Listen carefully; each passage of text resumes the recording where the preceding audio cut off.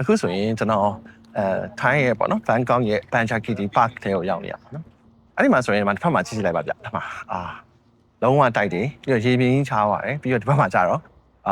တောပုံစံမျိုးကျွန်တော်တို့landscape ကိုသေချာလောက်ထားတယ်ပေါ့နော်လမ်းကြောင်းကိုသေချာလောက်ထားတယ်အဲ့ဒီမှာကျွန်တော်အနေနဲ့စဉ်းစားမိသွားတာဘာစဉ်းစားမိလဲဆိုတော့သူတို့ကဒီပန်းချံလုံးရုံနေမဟုတ်ဘူးဗျာဒီပန်းချံဆိုတာကို mental health နဲ့စဉ်းစားထားပြီးတော့ landscape တွေကိုသေချာလောက်ထားတယ်ပေါ့နော်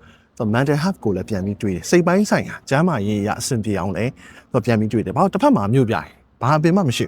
တိုက်တယ်အပြည့်ပဲအဲ့ဒါဆိုတော့ဘာလုပ်ရမလဲဆိုတော့ဒီမျိုးပြနဲ့ဒီဘက်ကိုလုံးဝမတူအောင်လေပန်းချံလေးတို့ဖန်တီးတယ်ပြီးတော့အဲ့မှာ landscape ဖန်တီးတဲ့နေရာမှာကျွန်တော်စိတ်ပိုင်းဆိုင်ရာအဆင်ပြေဖို့အတွက်ဆိုရင်အပင်ဆိုင်ရင်ပြီးရောစဉ်းစားရတာမဟုတ်ဘဲနဲ့သူကဘယ်နေရာမှာလမ်းလျှောက်မယ်နေရာဘယ်နေရာမှာတော့အပင်လေးပဲဆိုင်တယ်ဘယ်နေရာမှာတောင်ကုန်းလေးထည့်လိုက်မယ်ဘယ်နေရာမှာရေဒီကုန်းလေးထည့်လိုက်မယ်ဆိုပြီးတော့ landscaping ကိုတည်ချာထိတွေ့ထားပြီးတော့ဒီ mental health အတွက်ကိုတည်ချာစဉ်းစားထားတာကိုမြင်ရတယ်ပေါ့နော်ဆိုတော့ဒါလေးကအရန်ကောင်းတဲ့idea တစ်ခုပဲအရန်ကောင်းတဲ့စဉ်းစားတွေးခေါ်မှုတစ်ခုပဲလို့ကျွန်တော်အနေနဲ့တော့ယုံကြည်လက်ခံထားပါတယ်အဲ့တော့ကျွန်တော်တို့မြန်မာမှာလည်းပေါ့နော်ကျွန်တော်တို့အနေနဲ့ဘဝမှာနေ့စဉ်ဖြတ်သန်းတဲ့အခါမှာတော့ကိုစီကတော့ကိုယ့်ရဲ့ဘဝအတွက်ကတော့ဒါလှုပ်ရှားရှိအောင်လုပ်နေရမှာပဲပေါ့နော်ဒါတစ်ဖက်မှာလည်းကျွန်တော်တို့က mental health အတွက်ကိုအခုလိုမျိုးအကျိုးပြုတဲ့ရေဒီကွန်လေးတွေ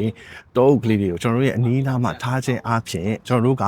စိတ်ပိုင်းဆိုင်ရာရောရုပ်ပိုင်းဆိုင်ရာရောကအမြဲတမ်း energy အပြည့်နဲ့အင်အားရှိပြီးတော့အားကောင်းနေမှာဖြစ်တယ်ဆိုတဲ့အကြောင်းပြပြပေးချင်တာဖြစ်ပါတယ်သူတို့တွေဆိုလည်းအဲ့ဒီတိုင်းပဲအခု landscaping လေးတွေမှာတေချာကြည့်မယ်ဆိုရင်သူတို့ကပြီးရောမလုပ်ထားဘူးဒီဘက်မှာတိုက်တွေနဲ့ဆန့်ကျင်ဘက်မှာတောအုပ်ကလေးတွေလမ်းလေးတွေကိုလည်းကျွန်တော်တို့ရဲ့ဒီပန်းချံဖြစ်ရင်ပြီးရောလုပ်ထားတာမဟုတ်ဘဲနဲ့တိတိကျကျတွက်ဆထားပြီးတော့မှလူတွေအတွက်စိတ်ပိုင်းဆိုင်ရာ supporting ဖြစ်အောင်တေချာစဉ်းစားပြီးလုပ်ထားတယ်ဆိုတဲ့အကြောင်းကိုကျွန်တော်အနေနဲ့ပြပြပေးချင်တာဖြစ်ပါတယ်အားလုံးကျေးဇူးအများကြီးတင်ပါတယ်တဘာဝနဲ့ချိတ်ဆက်ပြီးတော့စိတ်ဖိစီးမှုတွေကိုဖြေလျှော့လိုက်ပါခင်ဗျာ